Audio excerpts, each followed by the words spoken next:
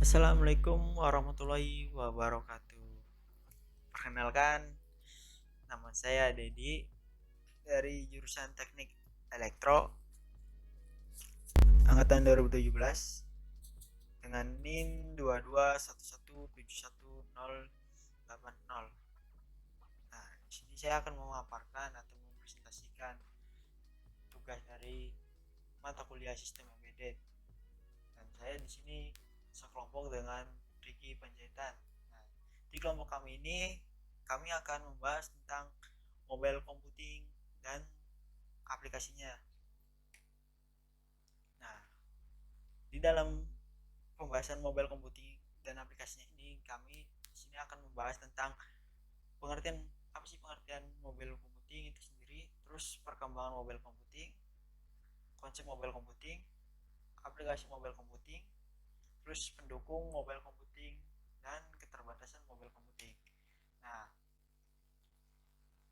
pengertian atau definisi dari mobile computing itu sendiri, mobile computing merupakan suatu atau sejumlah teknologi yang bisa mengakses internet tidak di satu tempat, melainkan bisa dilakukan dengan atau dilakukan di mana saja gitu, tanpa terbatas oleh apa ya tempat gitu. Nah, mobile computing merupakan sekumpulan peralatan atau hardware, data, perangkat dan perangkat lunak lainnya yang bisa berpindah tempat atau bisa dibawa kemana saja karena bisa menggunakan ponsel standar atau iPhone yang sering kita pakai saat ini gitu. Terus mobile computing itu merupakan teknologi portable yang dapat berkomunikasi jaringan tanpa kabel yang biasa kita sebut itu nirkabel. Nah, tetapi berbeda dengan wireless computing gitu. Terus di sini ada perkembangan mobile computing. Sebelum ke suatu mobile computing, dahulu itu menggunakan single user yang mengacu kepada suatu sistem operasi yang hanya bisa digunakan oleh satu pengguna saat setiap saat. Nah, setelah single user tersebut, nah berkembang ke networking. Nah, yang networking ini yang merupakan suatu kesatuan komputer yang dihubungkan melalui kabel sehingga komputer yang satu dan komputer yang lain itu bisa berhubungan atau bisa berkomunikasi. Nah, berkomunikasinya seperti apa sih? Ya kita di situ bisa bertukar informasi, sharing, file, printer dan lain-lain. Nah, setelah networking ini berkembang menjadi bentuk dikembangkan lagi gitu. Networking ini tuh dikembangin lagi menjadi bentuk local area network yang biasa kita sebut itu LAN gitu. Nah, setelah local area networking ini yang kita sebut biasa LAN ini kemudian berkembang jadi metropolitan area networking MAN atau biasa disebut MAN gitu. Nah, gimana sih konsep mobile computing itu? Nah, konsep mobile computing itu mobilitas. Nah, mobilitas ini maksudnya gimana? Nah, di dalam mobilitas ini ditunjang oleh handoff. Handoff itu adalah transisi pada jaringan telepon seluler untuk setiap pengguna sinyal transmisi dari satu stasiun pangkalan dengan stasiun pangkalan lainnya yang berdekatan letak dalam keadaan si pengguna bergerak itu sendiri. Mobilitas itu ditunjang oleh proses migrasi aplikasi yang mendukung gaya mobilitas. Nah, seperti privasi dan keamanannya.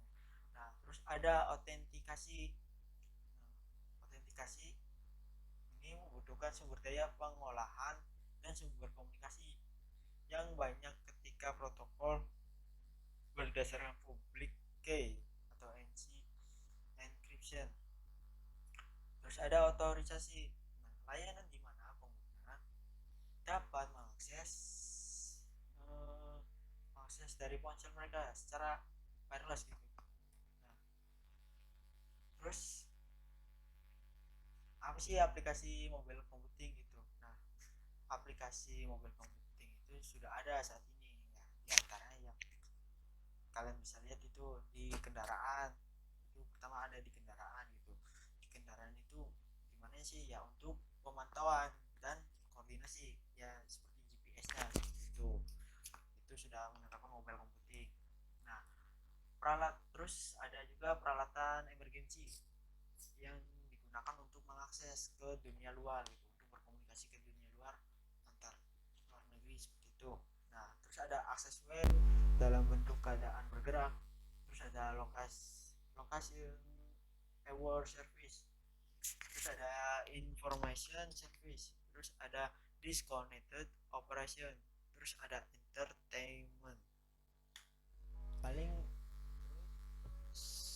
seperti itu penjelasan dari saya. Kurang lebihnya saya mohon maaf. Selanjutnya, pembahasan selanjutnya itu akan dilanjutkan oleh teman saya yang bernama Ricky Panjaitan. Kepadanya saya persilakan. Salam sejahtera. Nama saya Ricky Torang Parolean Panjaitan dengan NIM 221 115 1022. Di sini saya akan melanjutkan presentasi yang telah dijelaskan dan dibuka tadi di awal oleh Dedi dengan materi mobile computing dan aplikasinya. Kita masuk. Berikut adalah jenis-jenis mobile computing. Yang pertama ada laptop. Yang kedua, wearable computer. Yang ketiga, PDA atau personal digital assistant, di mana di sini adalah komputer yang berukuran kecil dengan fungsi yang terbatas. Lalu keempat ada smartphone. Ini termasuk PDA dengan integrated cell phone functionality. Yang kelima adalah carputer. Di sini biasanya adalah device yang terpasang di automobile dan beroperasi seperti wireless, komputer, sound system, GPS, dan DVD player.